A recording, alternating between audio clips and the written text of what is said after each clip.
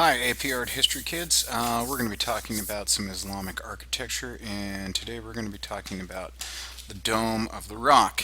Let's start off with some information about Islamic architecture.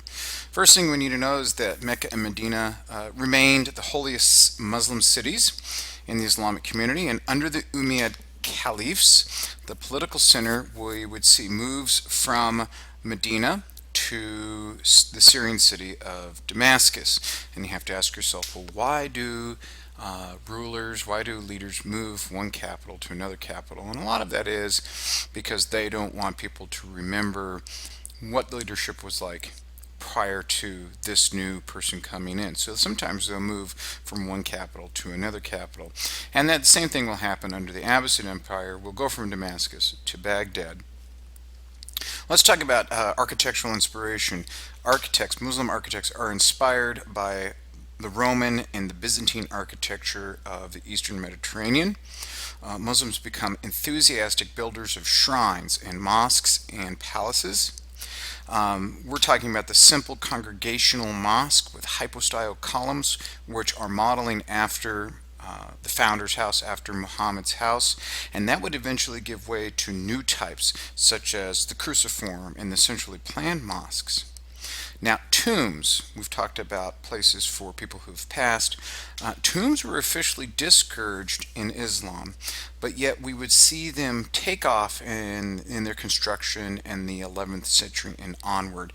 And in particular, when we talk about the Taj Mahal and the Mughal dynasty in India. The Umayyad would launch the practice of building both urban palaces and rural estates. It sounds very much like Western Europe. Under the late dynasties, such as the Abbasids, the Spanish Umayyads, and their successors, these were huge, sprawling complexes with urban infrastructure of mosques and bathhouses and reception rooms and kitchens and barracks and gardens, and they would actually build road networks too. So they sound a little bit like the Roman Empire. But today we're going to talk about the Dome of the Rock. The Dome of the Rock is the first great monument of Islamic art. Built in Jerusalem, it is the third most holiest site in Islam. It is also known as the Haram al-Shari, which means noble sanctuary. And here it is believed that Muhammad ascended to the presence of God on his night journey. And it is described in the Quran as him getting on a winged steed and going and meeting the prophets like Moses and Abraham and Noah.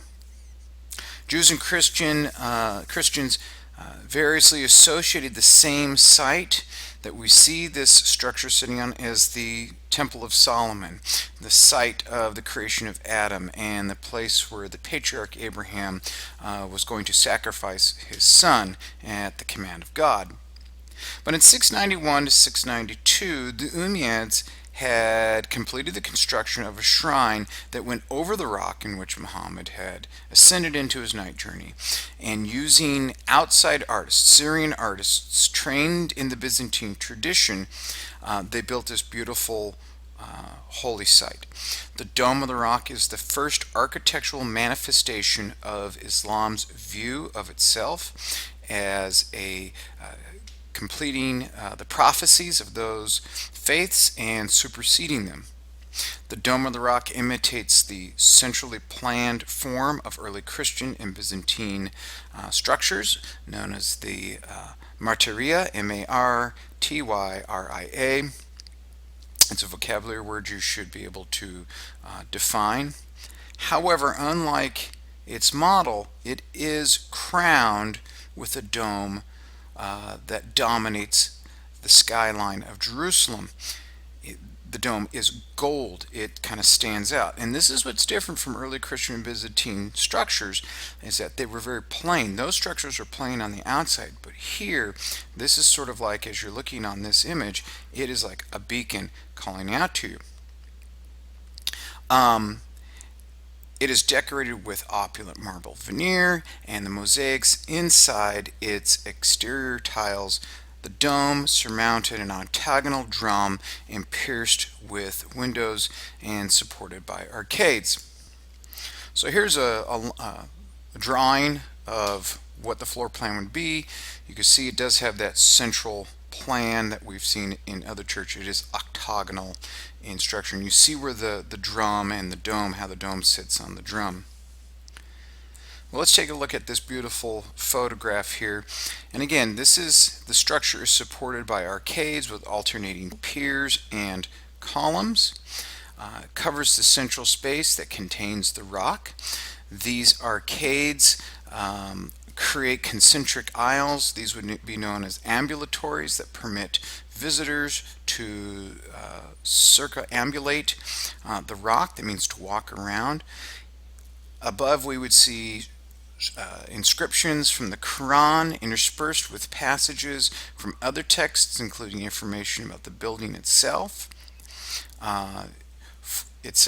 We see a frieze around the inner wall, and as the pilgrims walk around the central space to read the inscriptions that are in beautiful gold mosaic on turquoise green background, the building communicates both as a text and as a visual display. This becomes a didactic architectural element. It is not only just to appeal to the eye, but it's teaching us something. And above the calligraphic frieze is another mosaic frieze depicting thick symmetrical vine scrolls and trees in turquoise blue and green embellished with imitation jewels over a gold ground. The mosaics are variously thought to represent the Garden of Paradise, to represent heaven, and the trophies of Muslim victories offered to God. And this is a beautiful structure, and it's one of the most important holy sites in Islam. This should definitely be going into your notes as for Middle Eastern art, in case you were asked this question. This has been on the AP Art History exam several times. Thanks for listening. If you didn't get all the notes, make sure you listen again. Have a good day.